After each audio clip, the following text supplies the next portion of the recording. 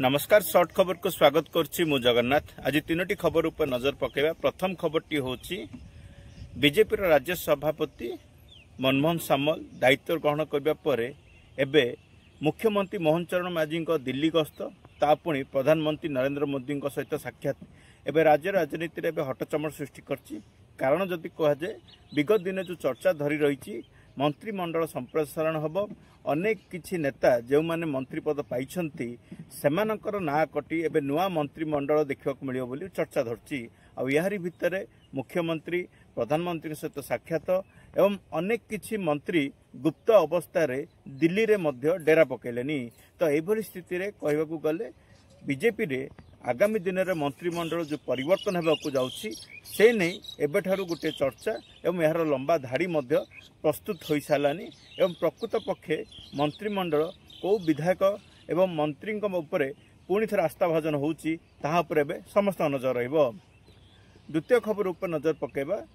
गंजाम जिलार दिगपंडी अंचल डायरिया संपर्कित जो घटना देखा मिलता से मध्य 3 जन लोकों मृत्यु होता अभियोग सामना को आसला। मात्र गंजाम जिला प्रशासन तथा सीडीएमओ एने एक बुलेटिन जारी करछंदी। सेथि मध्य से स्पष्ट करछंदी डायरिया संपर्कित कौन प्रकार मृत्यु होई नाही, जहाकू ने एबे एक प्रकार प्रश्नवाची सृष्टि होईची। द्वितीय कथा है गंजाम जिले में डायरिया जहाँ सब पदक्षेप नि से मध्य जदि कहबा स्थानीय अंचल रे स्वास्थ्य परीक्षा प्राथमिक चिकित्सा एवं सेमानकु संगे संगे किपर भाव औषध महजूद रहिबो से पर मध्य प्राथमिकता दिया जाइथिबा कहा जाइछि। एवं एबे जहाँ सूचना मिलची सीडीएमओ को कार्यालय 19 जन रोगी को एबे ब्रह्मपुर एमकेसीजी मेडिकल चिकित्साधीन अछंती।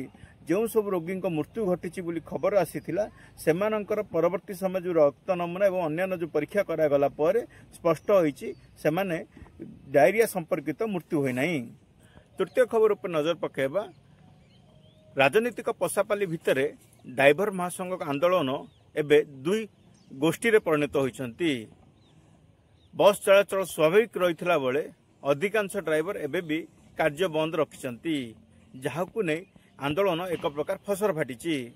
गतकाली ठारू धीरे धीरे स्वाभाविक स्थिति होइछि बस सेवा, ता सहित यात्री माने सामूहिक आश्वस्ति पाइछंती। एबे भी समस्त बस चलाचल हो नथिबारु कोटना कोटी यात्री माने अल्प बहुत हंतसंत होगा पड़छि। मात्र निष्पत्ति सठिक भाव में बा दाबी जो गुड़िक रहा सठिक भाव में उपस्थापन कर ड्राइवर महासंघ आंदोलन एक प्रकार फसर फाटी। तेबे कोटना कोटी बस चलाचल स्वाभाविक है एबे यात्री माने आश्वस्ति लाभ करने सहित बजार जो भाई स्थिति अनियंत्रण परिसर भितर को आसी जाउथला बस चलाचल बा ड्राइवर महासंघ कार्य जोगदेवा पर स्थिति एबे नियंत्रण को आसी। जीटीवी न्यूज रो खबर सहित जोड़िबा पई समस्त सोशल मीडिया पेज को लाइक करंतु और सब्सक्राइब करंतु और खबर सहित जोड़ी रहंतु। नमस्कार।